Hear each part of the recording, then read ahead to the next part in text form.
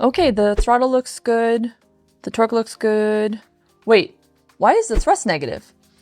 I'm about to show you how we use propellers and a wind tunnel to find our motor's peak efficiency and why we measured negative thrust in the process. Normally, if you wanted to make a map of your motor's performance, you would use a traditional brake dynamometer. What we're doing here instead is using propellers of various diameters to introduce varying loads to our motor in order to generate that map. You may have seen our previous video where we did this. Here, we're taking it one step further and adding wind to gather dynamic performance data. We'll be using our 2x2 WindShaper to test 5 different wind speeds. So let's go to the lab and let me show you the test setup. We're using our Series 5085 thrust stand with a range of propellers from 6 to 11 inches and our 2x2 WindShaper to generate airflow.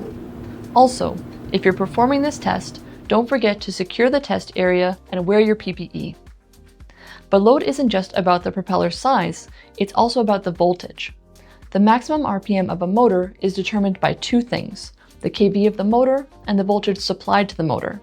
Since the kV is constant, when we increase the voltage, the maximum RPM achieved by the motor also increases. The motor supports both 3S and 4S, but we ran the main test at 11.1 volts, nominal 3S, to better match our ESC. At higher voltages, especially with the 11-inch propeller, we exceeded the ESC's 20 amp current limit. We actually ended up burning a motor, so we set stricter limits after that. The entire test is automated with throttle steps from 1250 to 2000 microseconds, while wind speed is stepped from 10 to 50% output or 0 to 31 kilometers per hour. Subscribe to see what happens when we push it even further to 100% output. The data is then exported to CSV and files are processed in Python using our motor mapping script, which uses a third-order polynomial to predict motor performance in torque RPM conditions that we haven't actually tested. And this script is public, so if you want to generate your own motor map, you can find the link in the description to get started. We ran 2 baseline tests, one with the motor spinning without a propeller to capture the motor's no-load behavior, and one without the motor spinning at all to measure the drag from the stand. Now let's look at the data. Each propeller traces a different curve on the motor map. Larger propellers push the motor into higher torque at lower RPM, while smaller props operate at higher RPM with lower torque. So far, so good. But here's where it gets interesting. When we overlay the wind speed, the most efficient operating point isn't just a single RPM or torque, it also depends on that airspeed.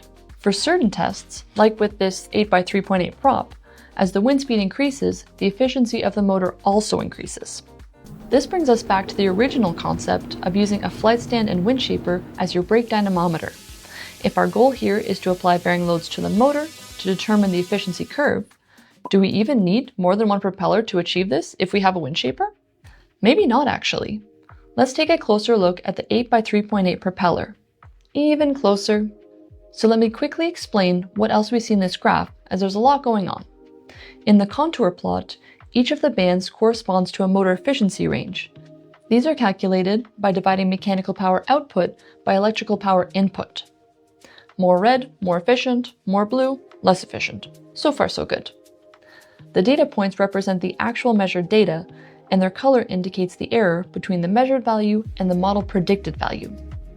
On the x-axis, we have our no-load motor test with high RPM and 0 torque, as expected. Up higher, each of these curves represents one of the propellers we tested, and you can see the torque and RPM increasing with each throttle step. Within throttle steps, you'll also see the points fanning out. Each of these points represents a different wind speed, with efficiency increasing ever so slightly as wind speed is also increased. So after all this testing, where is the sweet spot of our motor?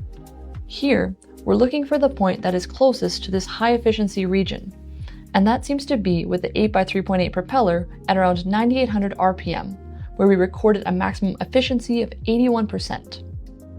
But as you may have also predicted, it seems like we can achieve an even higher efficiency, but we're currently limiting our motor's maximum RPM.